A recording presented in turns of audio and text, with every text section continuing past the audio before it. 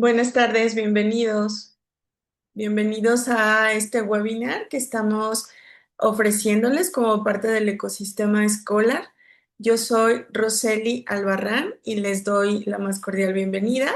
Este es, bueno, pues un servicio que hacemos para las escuelas para tener mejores herramientas para poder gestionar estas empresas. Y bueno, pues voy a empezar rápidamente. Muchas gracias por ser puntuales. Voy a empezar. Eh, pues yo, como les digo, soy Roselia Albarrán y soy parte de Scholar.mx. Es un directorio de escuelas que está en varias ciudades de México y ahora tenemos la potencia de la inteligencia artificial. Sí se ve mi pantalla, ¿verdad? Sí, sí se ve. Gracias. Bueno, pues rápidamente les quiero preguntar o quiero que se vayan con la pregunta de qué pasaría si las familias encontraran en minutos lo que necesitan para elegir a tu escuela. Es decir, si encontraran toda la información digital disponible para poder elegir tu escuela. Porque, saben, se preguntan cosas más allá de lo obvio. Las familias se preguntan cosas más allá de lo obvio. Y bueno, esta es más o menos es el perfil de los padres de familia que están buscando escuela ahora. Y si se dan cuenta, lo que tienen en común estas personas es una computadora. Todo el mundo ya está haciendo búsquedas en computadora y la búsqueda de escuelas no es la excepción. La búsqueda digital está creciendo y ahora les voy a presentar cifras. Este es más o menos el viaje digital que hacen las personas para comprar, de hecho, para comprar cualquier cosa, no nada más para buscar escuela. Pueden entrar, estas canicas representan un sitio web, una red social, un blog, etcétera. Entonces pueden entrar por cualquier canica, pueden entrar, por ejemplo, a buscar su escuela y entrar por el sitio web o entrar por Google Maps.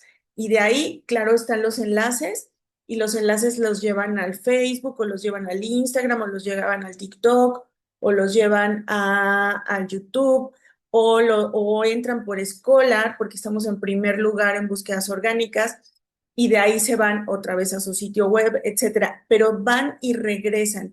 Y el viaje que hace, que es el viaje digital para comprar también, por ejemplo, un refrigerador, es así, voy y regreso. Es una necesidad de consumir información la que tenemos las personas hoy en día. Queremos encontrar todo digital y todo publicado en la red. Si no lo encontramos, sí se hace un poco de frustración y se detiene esta parte de la decisión, porque hasta que yo consuma, hasta que yo satisfaga mi necesidad de consumo de información, entonces es que tomó una decisión. Antes, bueno, era bastante más sencillo, tal vez hablaban por teléfono, tal vez visitaban la escuela. Ahora ya tenemos cifras de que cuando una persona compra, hizo 8 toques digitales antes. Es decir, visitó 8 sitios web esperando encontrar toda la información que ellos necesitaban para poder entonces decidir hacer una compra. Y, por ejemplo, el 80% de los padres investigan online antes de contactar una escuela. Eso es ahora. Eh, Consumen información, como les decía, de cualquier canal digital. Ahorita estamos en esa cifra, 80%. Sin embargo, para la generación que viene, que van a ser padres ya muy pronto, que ahorita está entre 18 y 26 años, esta búsqueda digital va a ser 96.7%. Es decir, ellos solo van a buscar digitalmente. Un no entienden la realidad si no está plasmada en, en línea, si no está plasmada digitalmente. Entonces, en Scholar.mx, que somos un directorio digital, nos hemos dado la tarea de poder cubrir esta parte que ustedes a lo mejor no pueden totalmente decir en los sitios web o en las redes sociales. Nosotros hacemos artículos, hacemos blogs, hacemos ranking de escuelas, hacemos muchas cosas para tener mucho más información y más toques que tengan los padres. Y lo que nosotros queremos hacer es mejorar la educación en México, trabajando para que cada alumno encuentre la escuela perfecta para desarrollar todo su potencial. Y lo hacemos apoyando a las instituciones educativas en la comunicación de su información de valor. Como les decía, nuestro blog, por ejemplo, en Toluca, Metepec, nuestro blog de las mejores escuelas del 2025 está en el primer lugar de búsquedas de Google. Entonces, a través de ahí entran a los perfiles de las escuelas. Tenemos más de 120,000 páginas visitadas anualmente dentro de scholar.mx y nuestro perfil de usuario es justo el perfil de usuario que busca escuela privada. El 69% de la audiencia son mujeres, en edades son madres de familia. El 92% de las visitas que tiene Scholar, como les decía, son orgánicas, porque la gente entonces busca escuelas en Toluca, escuelas en Metepec, escuelas en Querétaro, etcétera, y nos encuentra a nosotros primero. Y el nivel adquisitivo de nuestros usuarios, pues es de personas que ya están buscando escuelas privadas para sus hijos, por lo tanto, tienen ya la necesidad de inscribirlos, de hacer la compra, digamos. Este es más o menos, no les voy a dejar todo, pero este es más o menos cómo funciona nuestro directorio cuando las personas llegan y entran. Tenemos un asistente digital. Este asistente está trabajando ya con inteligencia artificial. Tenemos videos, tenemos toda la parte de las escuelas, se puede ir a cualquier ciudad y tenemos un listado de escuelas y además pueden darle clic a cualquiera de ellas y está toda la información por nivel escolar. Es decir, esto que estamos viendo ahorita solamente es la primaria. Cada nivel escolar tiene su propia descripción, sus propias fotos, sus propios costos, etcétera. Entonces, toda la gente puede encontrar toda la información que necesita por este medio. Y tengo un video un poco más largo, pero me gustaría que viéramos otra cosa, así que lo voy a quitar. Lo que les estamos presentando hoy es una estrategia digital, que es la que tenemos normalmente, con una estrategia presencial, una combinación de ambas. Y les voy a poner este video rápidamente.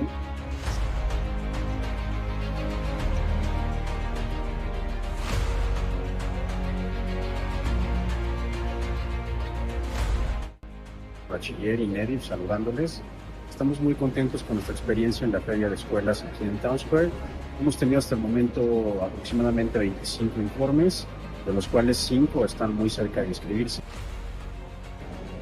Hola, somos Rubik. La verdad nos fue súper bien en la Expo Escuelas de Town Square en Metepec. Mucha gente, la verdad, muchos prospectos para nuestro colegio. Creo que es una opción. Hola, somos Froggy Metepec y es nuestra primera expo con Scholar. La recomiendo muchísimo, tenemos muchos contactos, mucho tráfico. Nos ha ido muy bien, hemos tenido bastantes informes, sobre todo para nuestra área de escolar primaria, secundaria. Muchísimas gracias.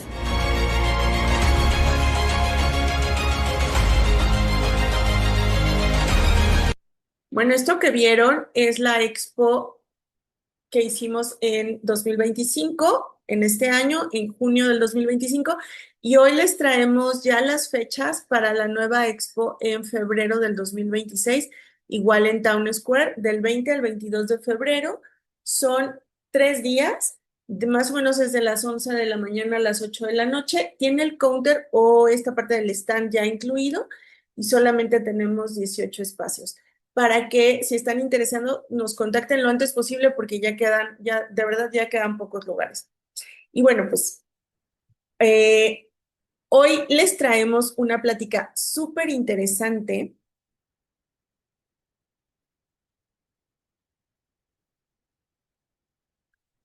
Hoy les traemos una plática súper interesante con la intención de realmente servirles y de poner a su disposición a este orador del día de hoy, que bueno, es una persona muy talentosa que está dedicando su esfuerzo y su trabajo a apoyar líderes.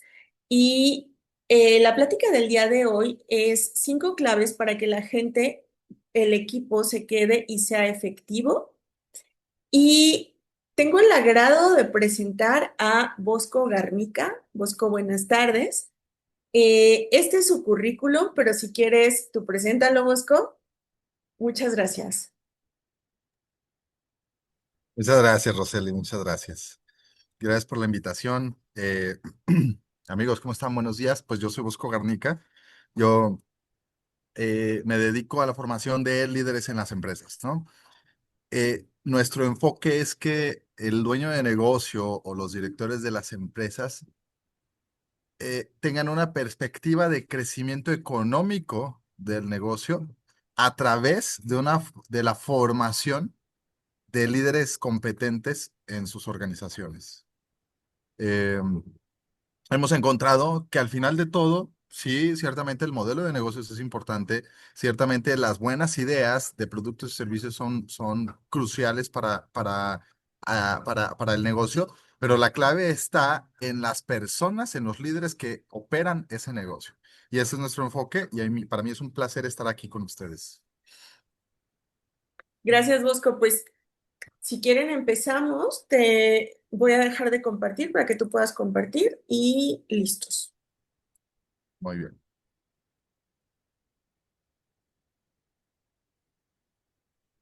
excelente. A ver, entonces comparto mi pantalla. Muy bien, muchas gracias. De nuevo, quiero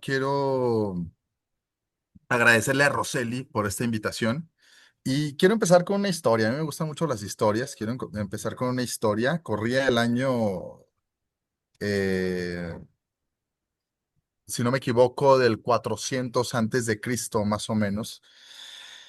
Y el famoso emperador y déspota persa, Jerjes, amenazaba con conquistar las ciudades griegas, ¿no?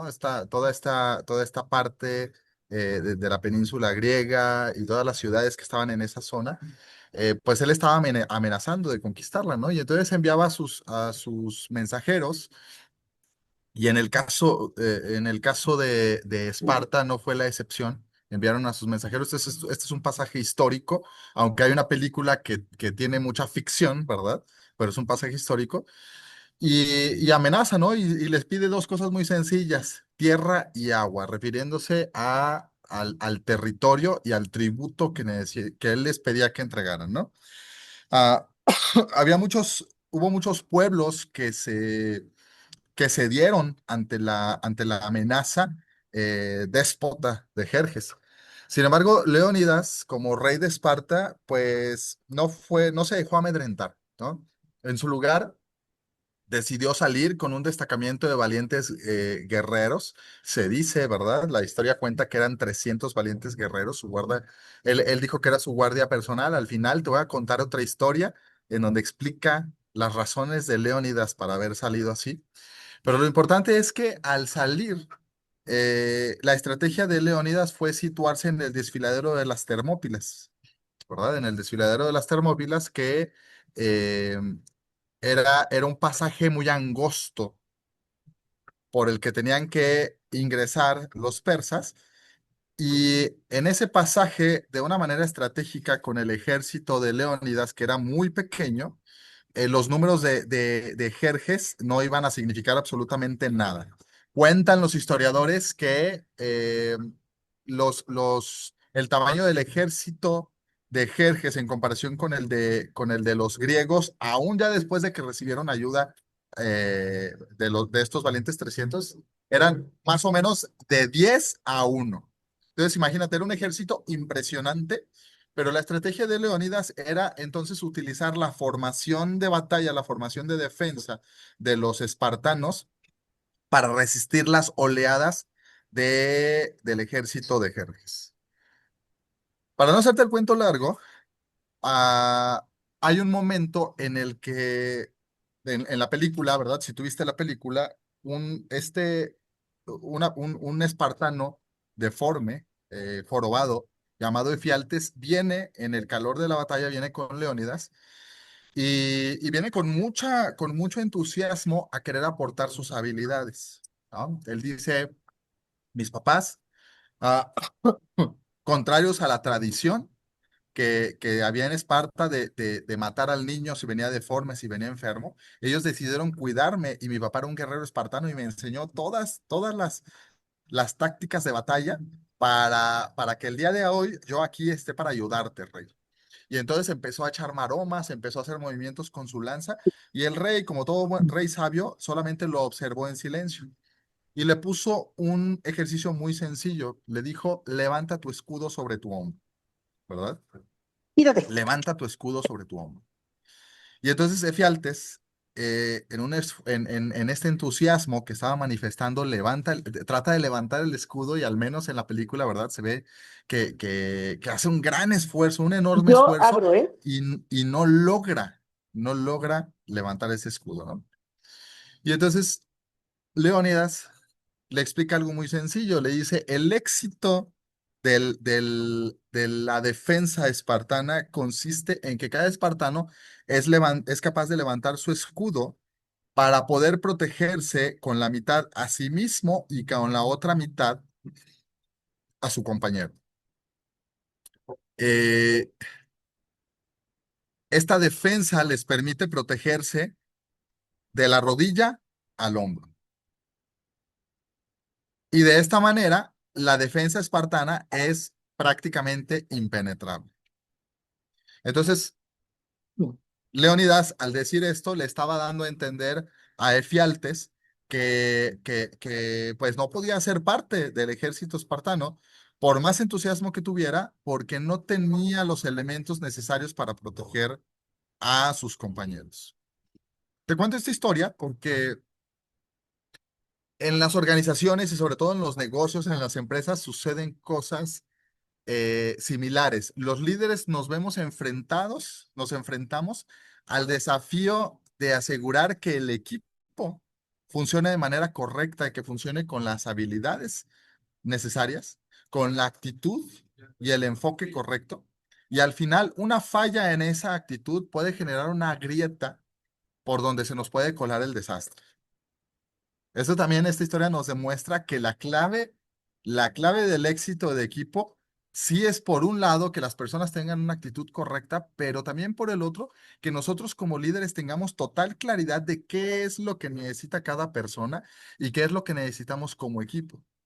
Si nos engañamos pensando que solamente es suficiente una actitud positiva como Efialtes, ¿no? Que echaba maromas, perdón, hacía movimientos con la lanza, etcétera. Entonces, vamos a descuidar los elementos verdaderamente importantes que nos van a llevar al éxito de nuestra organización, o peor aún, que tal vez en este momento ya nos están cobrando factura carísima. Uno de estos elementos es, por ejemplo, no es el único, pero la alta rotación de personal. Y el otro día estaba leyendo un dato muy interesante. Hay el costo de sustituir a un colaborador es de entre 6 y 18 meses del sueldo del puesto en cuestión. Imagínate. Y te estoy hablando nada más de rotación de personal, no te estoy hablando de falta de productividad, no te estoy hablando de problemas de clima organizacional, no te estoy hablando de cuando te roban tus empleados, no te estoy hablando de nada de eso. Solamente uno de los problemas más comunes en los negocios mexicanos es la alta rotación de personal. Y cuando se va una persona y la tenemos que sustituir, ¿verdad? Tenemos que llenar su espacio porque pues tenemos que seguir adelante. Te cuesta sustituirlo entre gastos administrativos, digamos, el tiempo que no produjo la persona, entre que si te demandan o no, etcétera, te cuesta de 6 a 18 meses del sueldo del puesto en cuestión. Entonces, si por ejemplo tú le pagas, voy a inventar algo, 10,000 pesos a esa persona, entonces tan solo que se te vaya y pongas a otra, te cuesta entre 60 y 180,000 pesos, todo ese proceso. A veces no lo sientes, ¿verdad? No ves ese dinero de pronto desaparecer de tu cuenta. Y eso no sé qué tan bueno sea, porque al final de todos modos desaparece de manera gradual, y se ve mermado en otras áreas, pero desaparece. Entonces, para no hacerte el cuento largo, el punto es que necesitamos estar bien entendidos en que como líderes necesitamos mucha claridad de qué es lo que se requiere del equipo. Y yo como líder soy el principal guardián de eso que se está necesitando. Yo tengo que ser el principal promotor de los valores, el principal promotor de las prioridades de la empresa, el principal ejemplo, obviamente, del cumplimiento de la visión. gran parte de la efectividad de mi proyecto y de mi organización recae sobre mis hombros y yo soy el líder.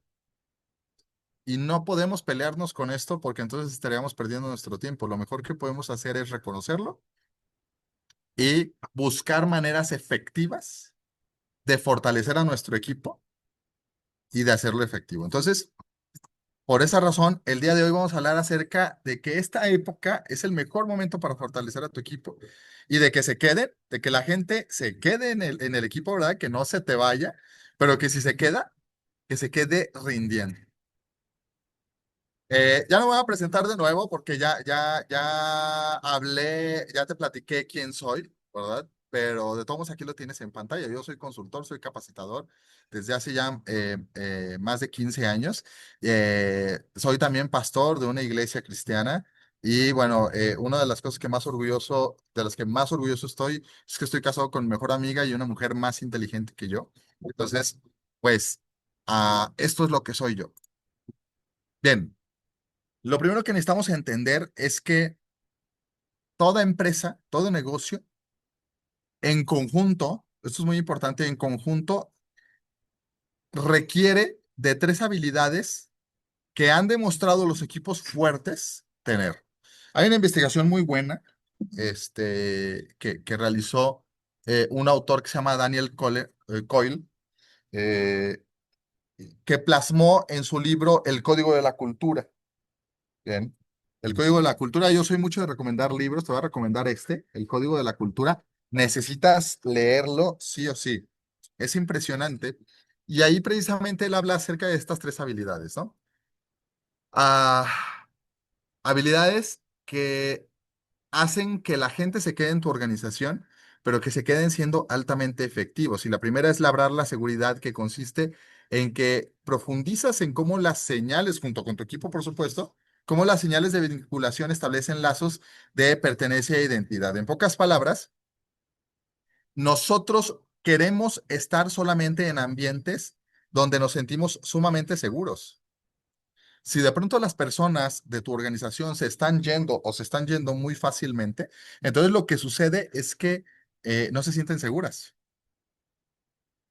Necesitamos, y nadie obviamente nos vamos a quedar en un lugar en donde no nos sentimos seguros. Y cuando hablo de seguridad no me refiero exclusivamente a que vayan a atentar contra mi vida. Digo, ese es un factor muy importante, ¿verdad? Pero no es el único. Seguridad también puede significar, por ejemplo, que soy aceptado en un lugar, o sea, que la gente, que las personas que están en ese lugar ah, aprueban que yo esté ahí y les gusta que yo esté ahí, ¿verdad? La segunda habilidad que necesita tener todo equipo es la de compartir vulnerabilidad. Es decir, cuando afrontamos riesgos comunes, se propicia más cooperación basada en la confianza. Y la vulnerabilidad se puede dar a nivel emocional. De hecho, es la vulnerabilidad más importante y más impactante. Por supuesto, si estamos yendo a algún lugar o estamos realizando alguna tarea que implica un riesgo físico y hay una persona en el equipo que quiere protegerse a costa de los demás, entonces eso definitivamente no es compartir la vulnerabilidad, ¿verdad? Pero podemos ser vulnerables desde el aspecto emocional, en el sentido, por ejemplo, de reconocer que no tenemos todas las respuestas, que nos sentimos estresados, que nos sentimos devastados, que nos sentimos solos. Y al hacer eso, se genera un clima de confianza que hace que las personas otra vez se sientan parte, no se sienten amenazadas y por lo tanto se quedan. Y al compartir la vulnerabilidad también bajan sus defensas y están más dispuestas a generar cambios que afectan directamente en la productividad. Y por último, definir un propósito, ¿no? Cuando una organización tiene muy marcado el propósito que están persiguiendo, entonces las personas se sienten estimuladas a pertenecer. Te voy a poner ahorita más adelante unos ejemplos de esto. Solo quiero mencionarte estas tres habilidades. Y si en tu organización está carente de estos tres elementos, entonces eso significa que tienes una gran oportunidad de fortalecer a tu equipo. Fortalecerlos no es solamente capacitarlos, ¿no? Y mucho menos solo capacitarlos en aspectos técnicos. Fortalecerlos significa que todos adoptan estas perspectivas. Bien, entonces vamos a hablar acerca de estas 5 claves que, que tienen que ver con este fortalecimiento de tu equipo.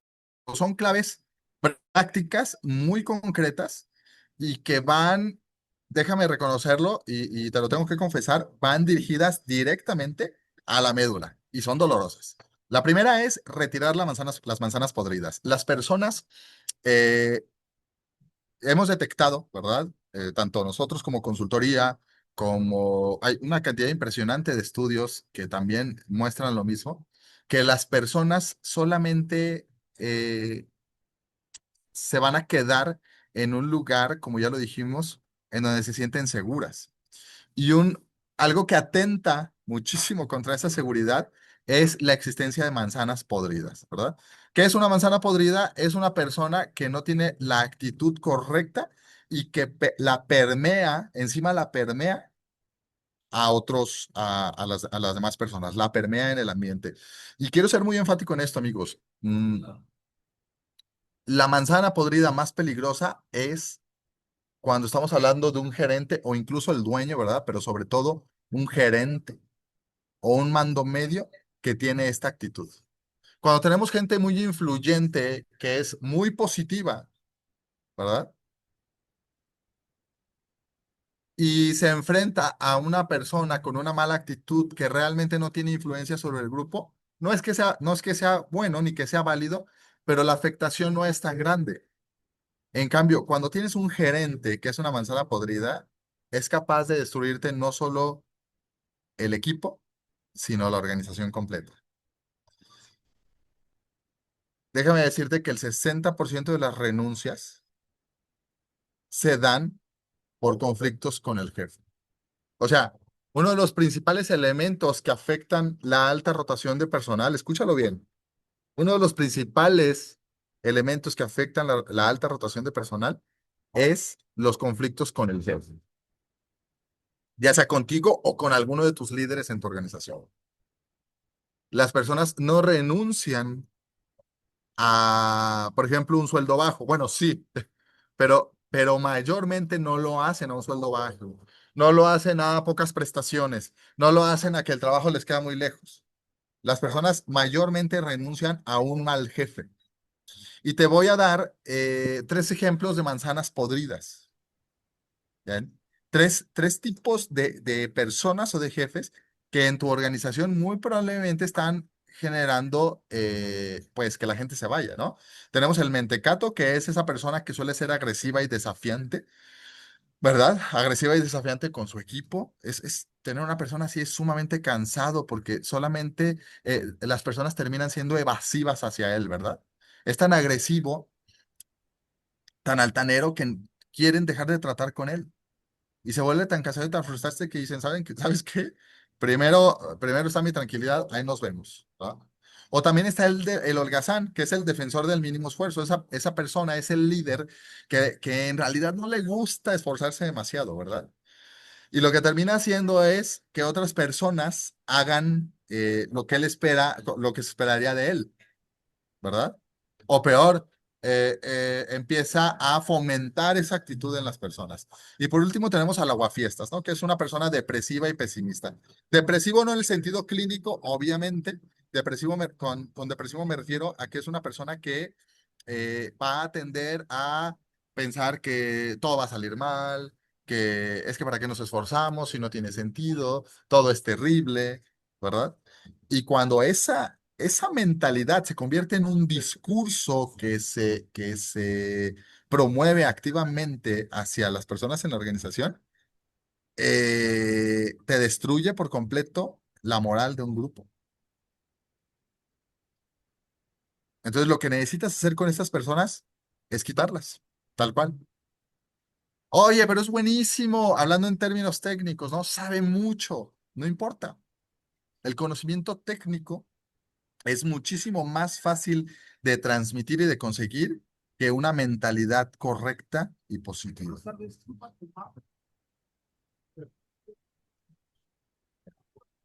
Una de las fallas también muy grandes que hemos encontrado que tienen los líderes en las sesiones es que no saben escoger a líderes efectivos y sobre todo cuando están formando estos líderes, a los escojan, digamos, vamos a decir, los promueven, ¿verdad?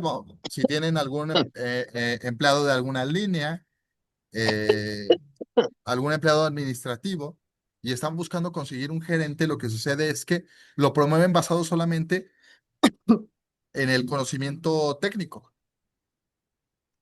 ¿verdad? Sucede de manera muy recurrente en los restaurantes.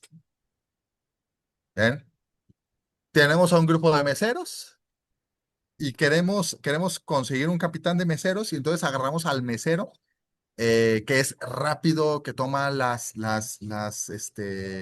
comandas rápido, etcétera, ¿no? Y eso no está mal, por supuesto que necesitamos fijarnos en el conocimiento técnico, pero perdemos de vista otros elementos también importantes. Y es entonces cuando decimos que perdemos un buen operador y ganamos un mal líder. Entonces, hemos encontrado que si tú quieres desarrollar líderes, lo que necesitas es identificar tres características muy sencillas. Ojo, esto es para desarrollar líderes internos que no se van a convertir en manzanas podridas, al contrario. Bien, entonces lo primero que tienes que hacer es identificar si su cultura coincide con la de la empresa. Lo segundo es que estés seguro que no necesita ser dirigido, que es una persona que hace las cosas sin necesidad de que se las digas. Y lo tercero es que sorprende con frecuencia con sus conocimientos y resultados. Estos tres elementos te van a garantizar que la persona está preparada para ser un líder de tu organización. Bien, si te fijas, no tiene que ver con el conocimiento. Muchas personas no son las más preparadas, hablando en sentido técnico, pero sí sorprenden a menudo con sus conocimientos y con sus resultados, ¿verdad? También no ser dirigido es una cuestión de actitud. Y por supuesto, te quieres evitar mentalidades equivocadas, actitudes equivocadas, asegúrate que los valores de la empresa coincidan sus valores, perdón, personales coincidan con los de la empresa. Bien. Entonces, ahí está el primer punto. La segunda clave, necesitas darle voz a todos. Mira, yo sé cómo suena esto. Suena atrevido, ¿verdad? Suena peligroso. Sin embargo, es sumamente efectivo. Esto fortalece mucho a los equipos porque lo que sucede es que las personas comienzan a sentirse parte de la organización, ¿verdad? Ojo, darle voz a todos no significa darle autoridad a todos, es muy diferente.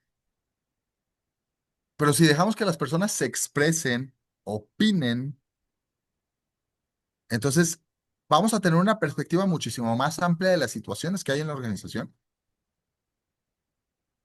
y las personas se van a sentir también más integradas. Yo sé que a veces las personas no opinan de la mejor manera, eh, tienen una actitud pues áspera, tóxica, ¿verdad?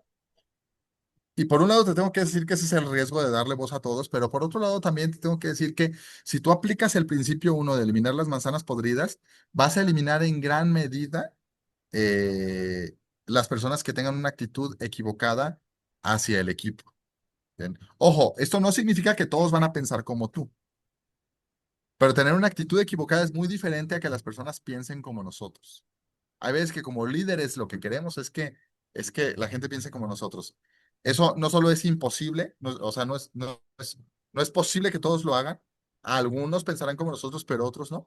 Pero no solo es imposible, sino que no es sano. Porque entonces significaría que estamos sesgados, que estamos perdiendo de vista ciertas perspectivas, ciertos ángulos. Entonces, para darle voz a todos, lo que necesitas es utilizar mecanismos muy sencillos que fomenten que las ideas destaquen y que las personas destaquen y valoren la contribución que hacen hacia el equipo. ¿Sí? Es sumamente importante. Bien, estos mecanismos tienen que fomentar y tienen que demostrarle a la gente que verdaderamente te importa su opinión. Y de verdad te estás encontrando eh, puedes encontrar unas pepitas de oro preciosas cuando escuchas la opinión de las personas. ¿Sí? Eh, Michael Astoff, el autor del libro Estamos en el mismo barco, hacía, era un capitán de un portaaviones. Mentira, era un capitán de un destructor de la Marina de los Estados Unidos. Y cuando él se queda a cargo del barco, ¿verdad? De la nave, comienza a hacer tres preguntas muy sencillas a las personas. Y estas tres preguntas son las mismas que tú puedes hacer a la gente en la organización. Él tenía una población en el barco de 300 personas, imagínate, 300 personas. Y en un espacio de 6 semanas le dedicó 20 minutos a cada uno para que le contestaran estas preguntas. Puedes tomarlas, cópialas descaradamente. Están bien sencillas. ¿Qué es lo que más te gusta de la empresa? ¿Qué es lo que menos te gusta? Y si estuvieras a cargo, ¿qué cambiarías? Listo. Pero tienes que estar preparado para recibir, para escuchar cosas que no te van a gustar, por supuesto. Tienes que estar listo para escuchar, no me gusta esto, yo cambiaría esto, y a lo mejor cuando les preguntes a la gente, oye, ¿qué cambiarías? Van a querer cambiar cosas que a ti se te ocurrieron y que tú crees que son una magnífica idea. No es así. Bien. 3, promueve propósitos y valores. Los necesitas promover, no solo ponerlos promover no es ponerlos en un cuadro, ¿verdad? En la pared. No es decir, tienen que seguir los valores. Eso no es promoverlos. Promover los valores significa que de manera práctica hacemos cosas para vivirlos. Estamos acostumbrados a pensar que los valores en las organizaciones son eso que nos enseñaron en la clase de cívica y ética, ¿no? No, bueno, honestidad, familia, respeto, puntualidad, ética, etcétera. Y por supuesto, esos son valores, yo no digo que no, sí son valores reales, pero son la idea de un valor cuando no lo estamos practicando, ¿sí? Cuando muchas veces contratamos consultores y nos sentamos y decimos, a ver, ¿cuáles son los valores? Y decimos cosas como ética, puntualidad, honestidad. No es que esté mal que los tengamos, pero eso ni siquiera debería estar en la lista de valores, no porque no sean importantes, sino porque es lo mínimo básico que se espera de alguien dentro de una organización en donde se promueve la dignidad, ¿no? Una organización humana, una organización enfocada en Está, objetivos, en resultados, ven. ¿sí? Entonces, promover el propósito de los valores tiene que ver con cosas reales. Mira, yo te invito a que te hagas estas preguntas. Son los porqués básicos. Y si tú los puedes contestar de manera sincera, real, sin engañarte. No tienen que ser la octava maravilla, no tienen que ser, al menos no en tu primera sentada, no tienen que ser algo que digas, wow, yo nunca había escuchado esto, ¿no? Pero tiene que ser real, tiene que ser algo con lo que estés convencido. ¿Eh? Si tú logras contestarlo, entonces te puedes cuestionar si las personas en tu organización tienen o puedes tú transmitir un propósito específico, muy concreto. El problema es que la mayoría de los líderes no son capaces de transmitir un propósito, porque ellos mismos no lo tienen. Y si tú como líder no lo tienes, entonces las personas no lo van a tener. Y entonces, pertenecer a tu organización, la realidad es que es intrascendente. O sea, es igual que yo trabaje aquí a que trabaje allá con el vecino. Y más tú si lo que tienes es una escuela. O sea, la cantidad de escuelas que hay en México es impresionante. Pero si tienes un propósito diferenciado, entonces al menos eso puede ser un factor para que las personas digan, bueno, lo que tenemos aquí no lo encuentro en ningún otro lugar, ¿no? Entonces, pregúntate por qué la compañía hace lo que hace. Después, ¿cuál es su propósito? Y por último, ¿por qué tú, como líder, deberías sentir pasión por eso que hacen? Si tú eres capaz de expresarlo en palabras, escríbelo, entonces lo puedes comunicar. Y si lo logras comunicar, no te digo que todas las personas van a estar de acuerdo ni que va a resonar con ellos, pero sí te digo que con muchas de ellas va a resonar y van a y van a decir, ah, sí, eso me hace sentido. Estoy buscando lo mismo que tú. Y te van a seguir con mayor facilidad. Se van a querer quedar contigo. Hablando de los valores, a mí me gusta mucho el ejemplo de Aarón Benítez. Él es el presidente del grupo VERS Technology. Es un grupo de empresas tecnológicas, valga la redundancia. Y él tiene una lista de espera para trabajar en sus empresas de, de más de 12 meses. Imagínate. O sea, la gente no solo no se va, él tiene una fila de personas para trabajar con él. Por supuesto, cuando platicas con él, cuando están en las entrevistas, él mismo en su discurso, ¿verdad?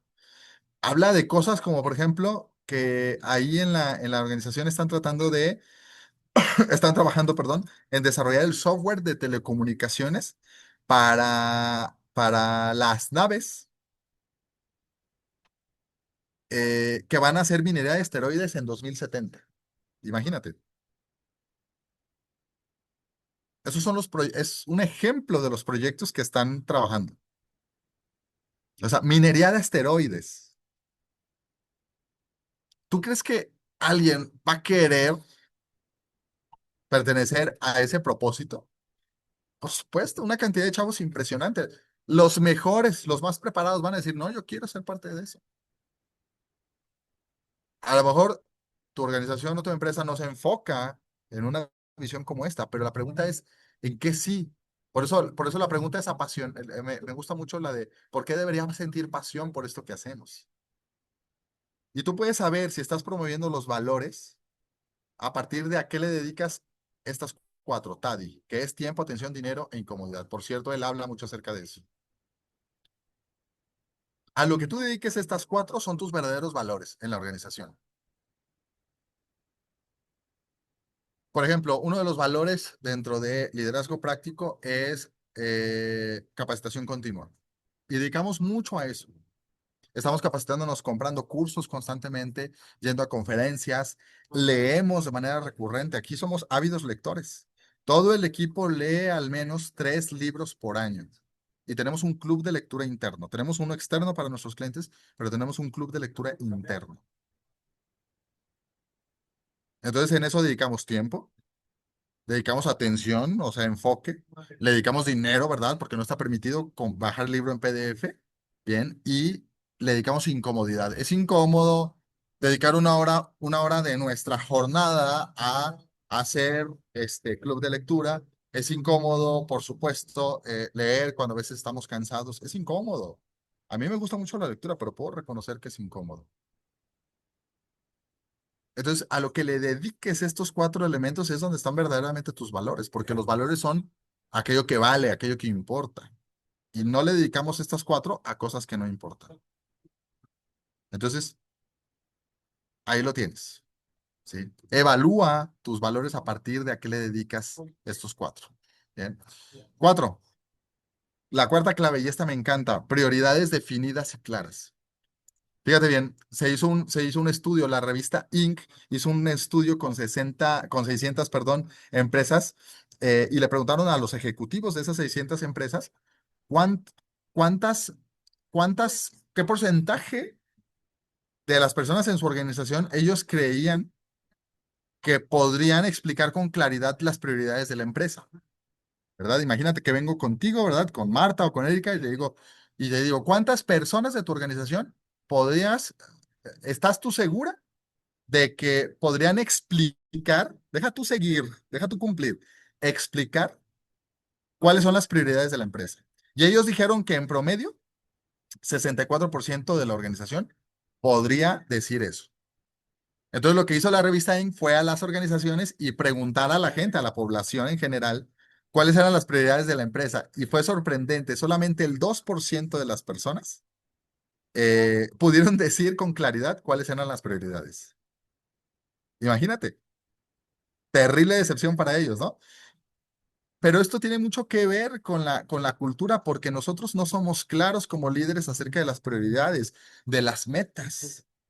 Decimos cosas, por ejemplo, como, yo como consultor me topo con esto, ¿eh? Así que por favor, sin raspar muebles. ¿Ven? Ahí cualquier parecido con la realidad es coincidencia. Eh, l- Nuestra meta es vender más. No, es que hay que mejorar la satisfacción del cliente. O sea, está bien, pero pero cuánto? ¿De dónde a dónde? ¿En dónde estamos? ¿Para dónde vamos? O de repente me encuentro con que hay 20 metas. 20. Se me olvida. Si a nosotros como líderes se nos olvidan nuestras metas y nuestras prioridades. Entonces te quiero hacer aquí una recomendación y mira, es una recomendación de estudio. Eh, Cómprate este libro. Es una maestría en pensamiento estratégico y ejecución. ¿Sí? Y aquí los autores, entre ellos Chris McKinney, habla acerca de la fórmula para las prioridades, es decir, para establecer metas crucialmente importantes. Él va a hablar acerca de ese concepto. Investígalo tú comprando este libro, no tiene desperdicio. Los mejores 500 pesos de tu vida invertidos. Pero te quiero decir rapidísimo cómo tienes que establecer tus metas, porque si no hay metas claras, las personas no se van a sentir estimuladas y si no están estimuladas se van a ir. Entonces, la fórmula es de X a Y en tal plazo. Tenemos que poner en dónde estamos, o sea, tienes que escoger obviamente el área en donde vas a desarrollar la meta y tienes que hablar de cuál es el número actual real y a cuál número quieres llegar en cuánto tiempo. Entonces, estos son dos metas que establecimos con dos de nuestros clientes que nos gustaron mucho porque encima se pudieron conseguir, ¿no?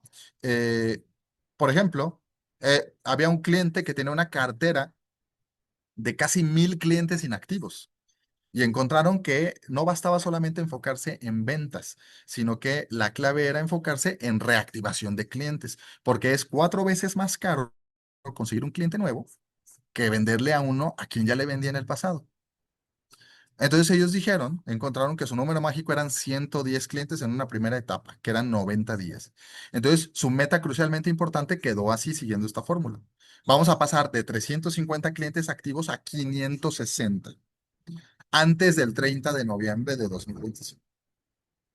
En el momento que desarrollamos esa meta, o más bien que se comunicó esa meta, quedaban 90 días para la meta, ¿no? Igual, este otro cliente me gustó mucho. Sus días de crédito, los días de crédito que daba a sus clientes, lo estaban matando, hablando de flujo de efectivo. Entonces lo que hicimos fue trabajar de 30 días promedio de crédito a los clientes a 15 días, ¿no? Perdón, a 17 días, antes del 31 de diciembre de 2025. Ese todavía no acaba. Si tú estableces esto y estableces máximo dos metas crucialmente importantes para tu organización en general y de ahí desprendidas dos para cada departamento, las personas lo van a tener muy claro y vas a estimular el ingenio para que ellas logren esa meta, vas a reducir tu estrés y tu esfuerzo y tu necesidad de andarlos hostigando y ellos van a elevar el desempeño. Y por último, beneficios diferenciados. Por favor, chicos, por favor. Recuerda que necesitas tratar con tus colaboradores como si trataras con un cliente. Y sobre todo en el sentido de la diferenciación. Invertimos muchísimo y ahorita Roseli nos está dando una cátedra de diferenciación, ¿verdad? Por medio de la tecnología. Las empresas invertimos muchísimo para generar propuestas de valor diferenciadas para los clientes, para que el cliente pueda decir, ¿sabes qué? Es que sí, sí cuestas más, pero esto no me lo ofrece tu competencia. Pero no invertimos lo mismo para ofrecer algo diferenciado para nuestros colaboradores. Entonces, así como con el cliente, el cliente, valga la redundancia, si no estás diferenciado, se va a ir o va a escoger a tu competencia por diferencia de pesos, ¿verdad? O sea, cuando tienes que pelear por precio, significa que no estás diferenciado. De la misma manera, tus colaboradores, cuando se van por dinero, significa que no estás diferenciado. Por supuesto, hay que pagar bien, pero si le pagan 500 pesos más allá y no hay diferenciación en la propuesta de valor, la gente se va a ir. ¿Qué puedes hacer? Pues una propuesta única y atractiva. Sí, un sueldo competitivo, pero por ejemplo, beneficios para las personas más importantes. En nuestra experiencia logramos, por ejemplo, reducir la rotación de personal en empresas, integrando beneficios como anteojos para la familia. Y ni siquiera de regalo, ¿no? Pero anteojos diferidos, descontados vía nómina. Entonces, una persona que tiene 3 hijos, por supuesto que le va a interesar que sus niños puedan tener anteojos y que a él le cueste, pues de manera cómoda, un descuento de nómina. Ahora, otro elemento muy importante, si vas a dar beneficios, que sean cosas o regalos, que sean cosas que ellos no comprarían. Bien, esto lo tiene muy marcado la empresa Mary Kay. Cuando Mary Kay Ash funda Mary Kay, al inicio trataba de dar incentivos a sus consultoras de belleza y daba cosas como sartenes, secadoras para el cabello, pero se dio cuenta de que esas eran cosas que la gente compraba de manera relativamente cotidiana, o sea, que eran cosas de uso común. Y entonces no representaban un verdadero estímulo cuando las recibían de regalo. Por supuesto las aceptaba, pero no era algo nuevo. Y a partir de eso ella empezó a regalar anillos de diamantes, empezó a regalar viajes, empezó a regalar muchas cosas que una consultora promedio, por más dinero que tuviera, no compraría porque no son de primera necesidad. Y entonces los estímulos, digo, perdón, los resultados gracias a esos estímulos se fueron al cielo. Entonces arma una propuesta única y atractiva, además de generar un ambiente propicio para las personas. Y de esta forma van a darse cuenta que se pueden ir, pero no van a encontrar eso en ningún otro lugar. Muy bien, pues para cerrar, te quiero platicar el resto de la historia. Bien. Ah, cuando llega el déspota Jerjes amenazando a Leónidas, ¿verdad? Ah, él le comenta, él le dice, eh, dice una frase en griego que dice monon labe, ¿verdad? Jerjes, Jerjes dice, somos innumerables, entreguen sus armas. Y Leónidas contesta monon labe, que traducido podría significar vengan y tómenlas, ¿verdad? Leónidas estaba estableciendo muy bien el marco en el que se iba a desarrollar la interacción con Jerjes. La mayoría de los pueblos que Jerjes llegaba a conquistar cedían porque ya venía un historial de victorias de parte de los persas y pues los pueblos tenían miedo. Algunos que se resistieron obviamente sucumbieron ante las hordas persas, pero Leónidas no. Leónidas contestó, monon labe, vengan y tómenlas. Y entonces lo que sucedió fue que quiso organizar al ejército para que saliera precisamente al desfiladero de las Termópilas, pero se dieron cuenta que era la época de las fiestas solemnes y que le impedían a él como rey y al ejército en sí mismo salir a la batalla. Entonces, ante esa dificultad, Leónidas trazó un plan que fue salir con su guardia personal, él lo nombró así, su guardia personal, que eran esos valientes 300, los guerreros de élite del imperio. Cuando llegan al desfiladero de las Termópilas, si bien el ejército de Jerjes causó un grave daño perdón, el ejército de Leónidas causó un grave daño al ejército de Jerjes, realmente no pudieron durar demasiado tiempo. Pudieron resistir tal vez un par de semanas. Y si tú viste la película o has leído la historia, el pasaje histórico real, sabrás que esos valientes 300 fueron todos asesinados. Todos excepto un mensajero. pero el ejército sucumbió, incluido el rey Leónidas. Podría parecer a simple vista que esta fue una historia de fracaso, ¿no? Pero lo que sucedió es que Leónidas lo único que estaba buscando era comprar tiempo para la ciudad de Esparta. Él no estaba buscando vencer al ejército persa.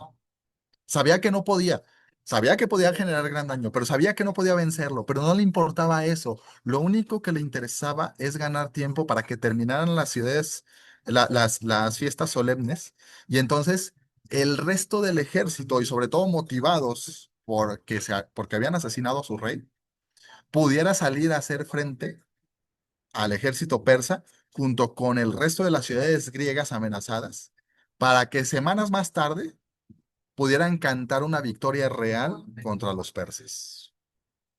Entonces, Leónidas en realidad, eh, su mayor acto de liderazgo, amigos, fue que él entendió el momento histórico que estaba viviendo y entendió lo que se exigía de él como líder. Y eso es lo que nosotros mismos necesitamos entender. Las personas trabajan para nosotros, estamos pagando un sueldo, damos beneficios. Claro, por supuesto. Y es válido, es legítimo esperar que las personas se comprometan. Sin embargo, el hecho de dar un sueldo solamente hace que nosotros podamos exigir cierto esfuerzo de vuelta, pero no hace que las personas nos entreguen su corazón. Y como líderes necesitamos entender y estar dispuestos a esforzarnos y sacrificarnos como Leónidas, entendiendo nuestro momento histórico para fortalecer a nuestro equipo, para protegerlo, para velar por ellos, por nuestros clientes también, por supuesto. El problema es que la mayoría de los líderes no están dispuestos a hacer sacrificios y esperan que sus colaboradores vayan adelante, que tengan una actitud que ellos no tienen, una actitud positiva que ellos no están mostrando. Y que las personas sí se esfuercen sin que ellos tengan que esforzarse demasiado. Entonces, te dejo estas 5 claves para que tú las apliques. Espero que te sirvan, que sean de utilidad, que tengan sentido para ti, ¿verdad? Y que puedas identificar ese momento y sobre todo puedas entender y recordar por qué estás luchando.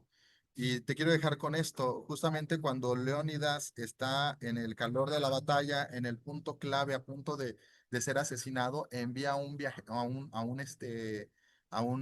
mensajero, ¿verdad? Para hablar acerca de todo lo que sucedió. Y cuando se venció semanas más tarde el ejército persa, se levantó un sencillo memorial ahí en el desfiladero de las Termópilas que dice lo siguiente: viajero, ve y di a toda Esparta que los que aquí yacen murieron en defensa de sus leyes. En defensa de sus leyes, o lo que es lo mismo, en defensa de lo sagrado, en defensa de todo aquello que es valioso. Les agradezco mucho su atención. Si hay preguntas, estoy con mucho gusto aquí para contestarlas. Los invito a que nos sigan en nuestro podcast, en Spotify, en nuestro canal de YouTube. Y Roseli, si me permites, bueno, tengo un regalo, más bien ya tú me dices en qué momento lo anunciamos. Quiero No, saber bueno. si hay alguna pregunta y si todavía tenemos tiempo, perdón. Sí, sí, sí. Sí, de hecho, yo quisiera, en lo que preparan sus preguntas, que ojalá tengan, porque muchas gracias, Bosco, ha sido muy, muy nutritivo y súper interesante esta plática. Y yo lo que quiero comentar es que hablando de los beneficios diferenciados, he estado observando y hablando también al principio yo hablé de las nuevas generaciones de padres que están buscando escuela, pero también estas personas, esta generación está trabajando. Muchos colaboradores están buscando dónde hacer ejercicio y hay muchas empresas que están dando ese beneficio